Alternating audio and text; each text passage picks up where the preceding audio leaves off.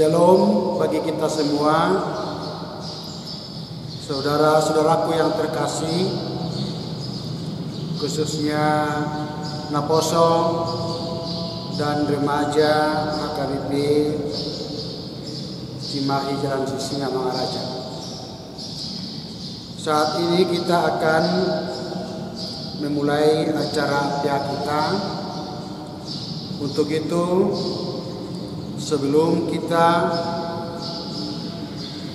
mulai ibadah ini, kita berdoa di dalam hati kita masing-masing.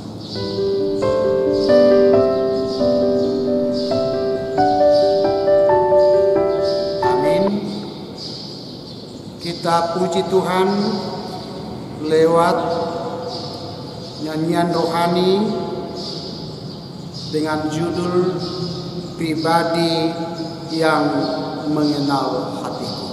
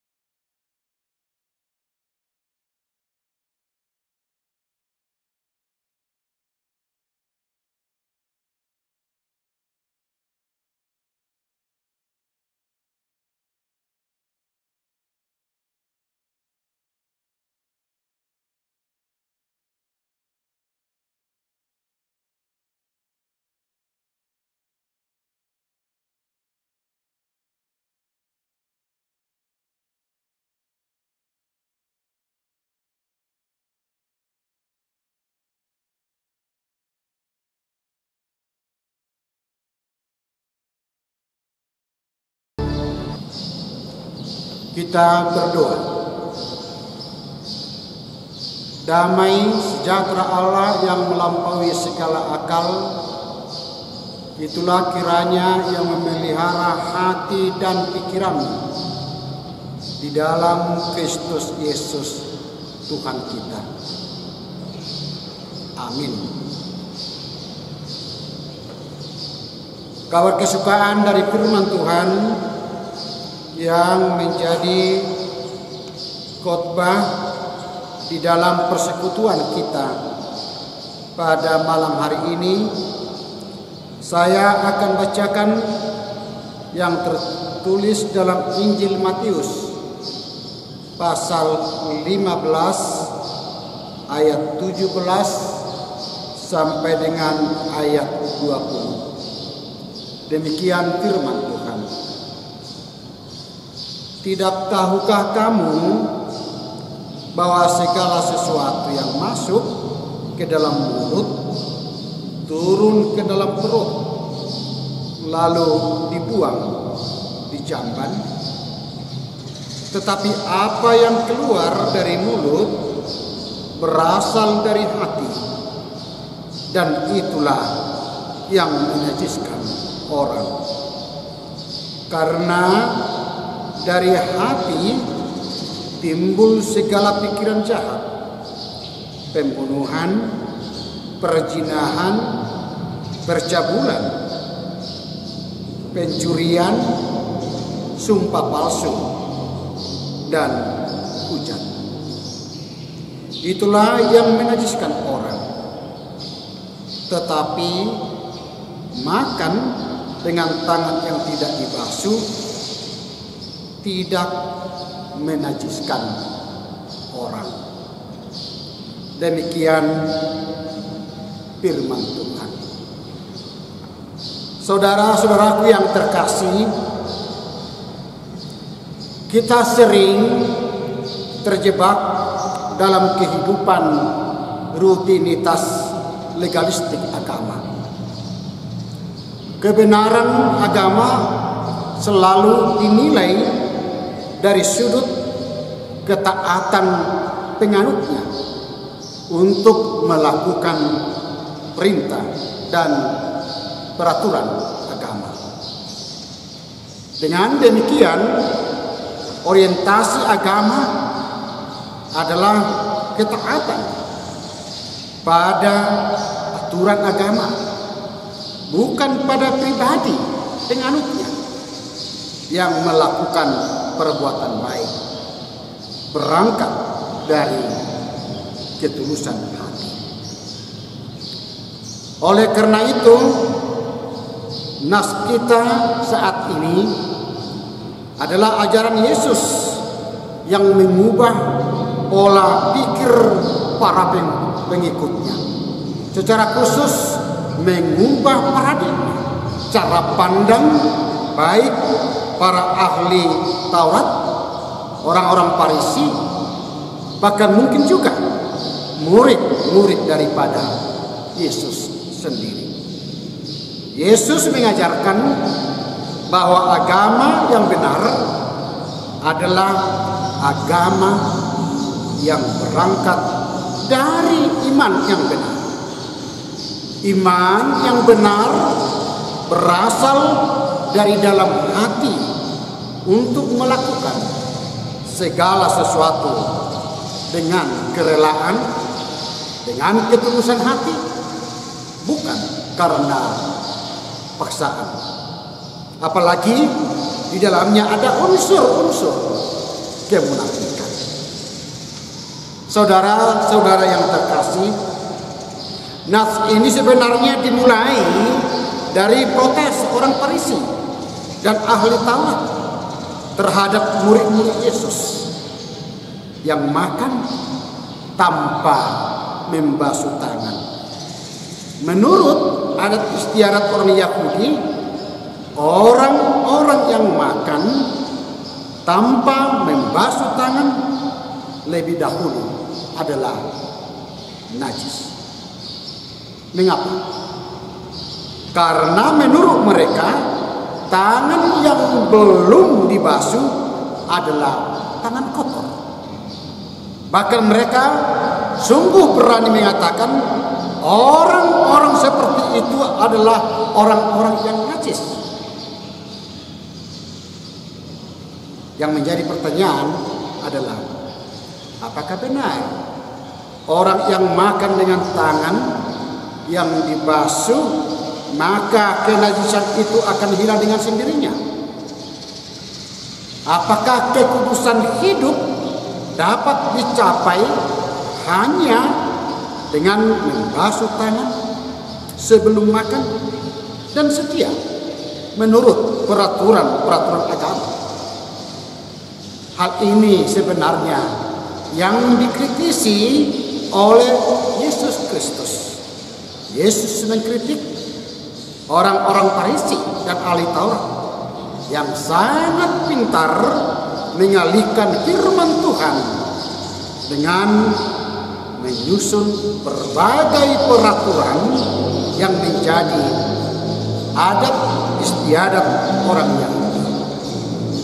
Di satu sisi, mereka sangat setia melakukan adat istiadat Yahudi, tetapi di sisi lain justru mereka salah memahami firman Tuhan.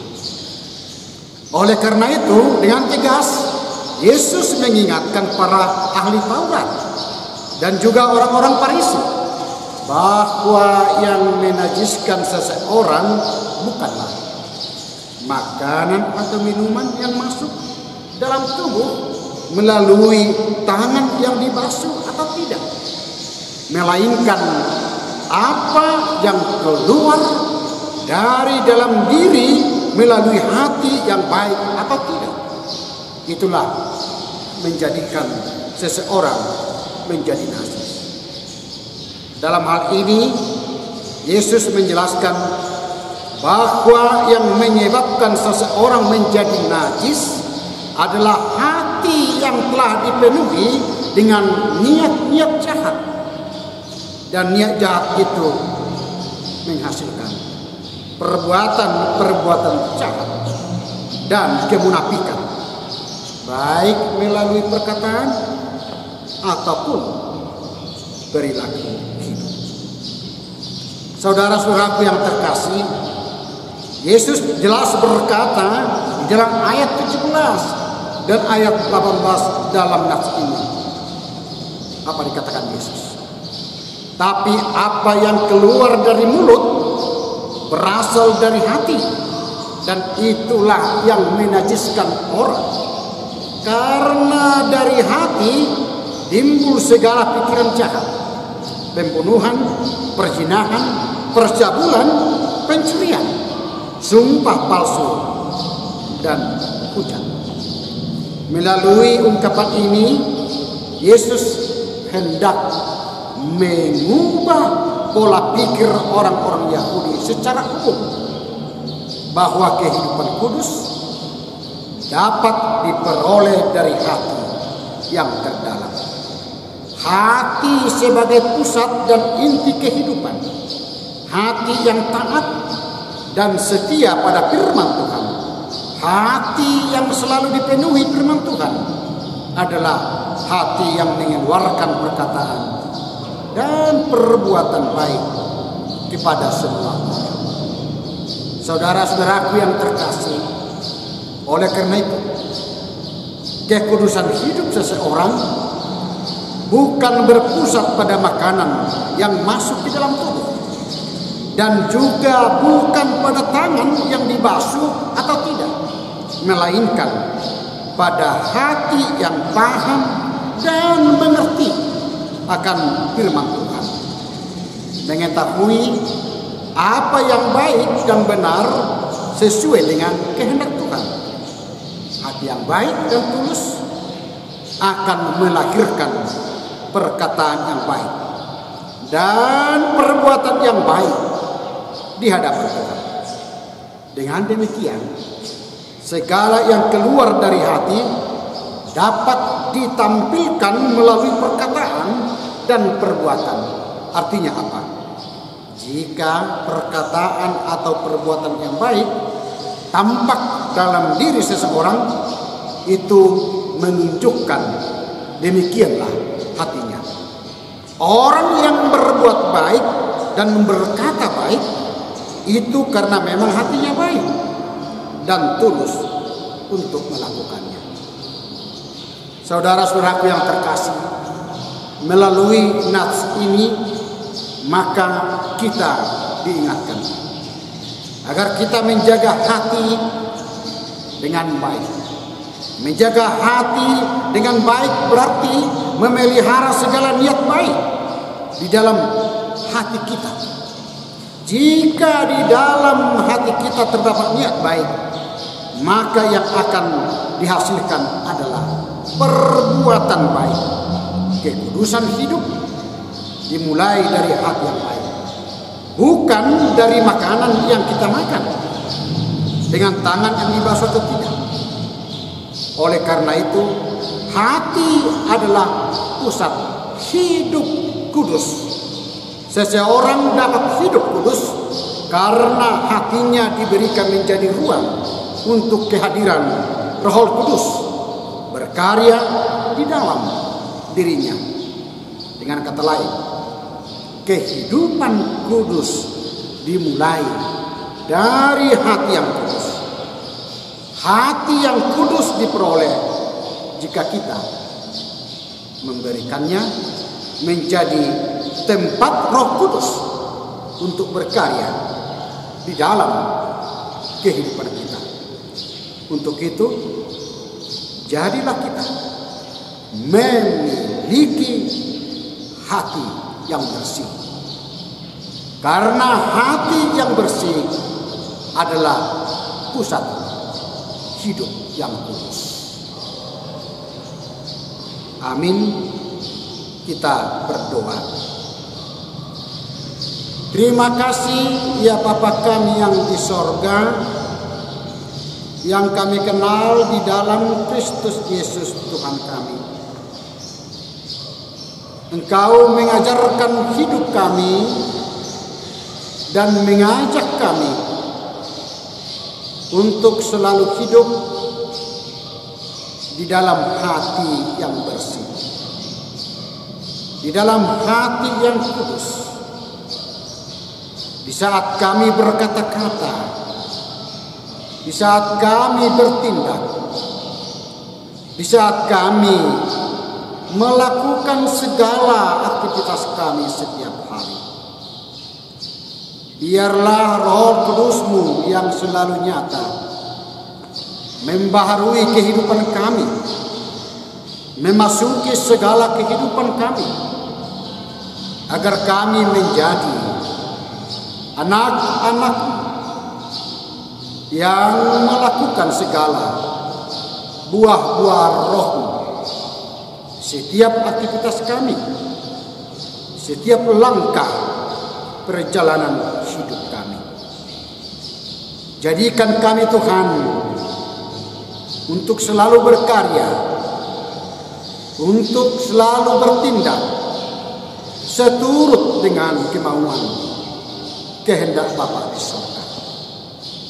Berkati hidup kami, berkati seluruh aktivitas, bahkan setiap langkah pendidikan, perkuliahan, dan juga setiap pekerjaan daripada anak-anak, para napos, remaja gereja.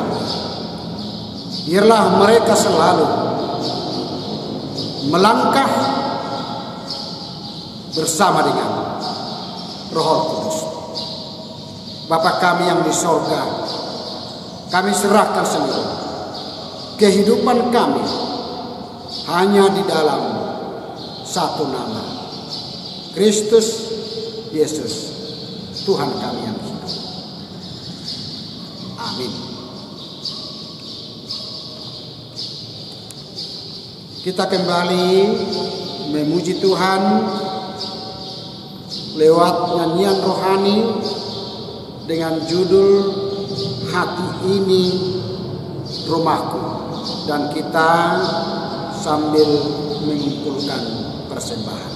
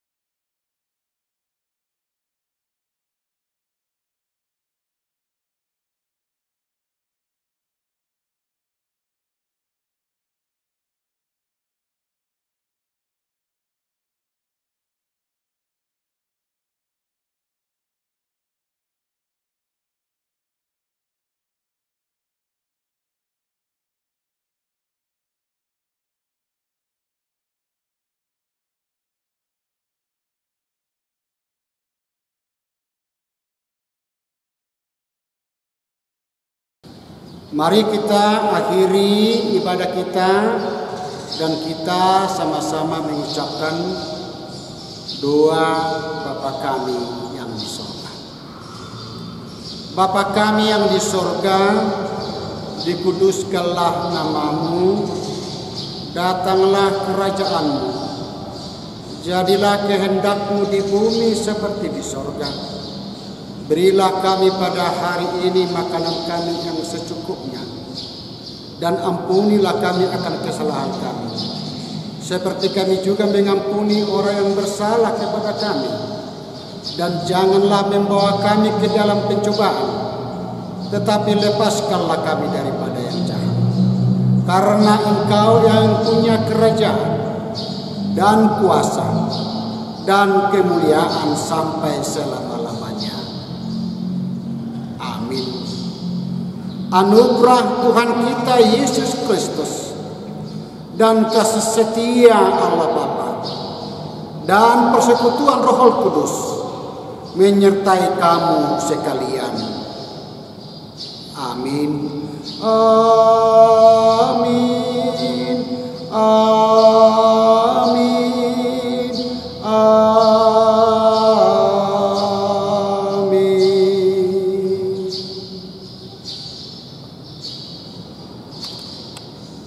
Shalom bagi kita semua.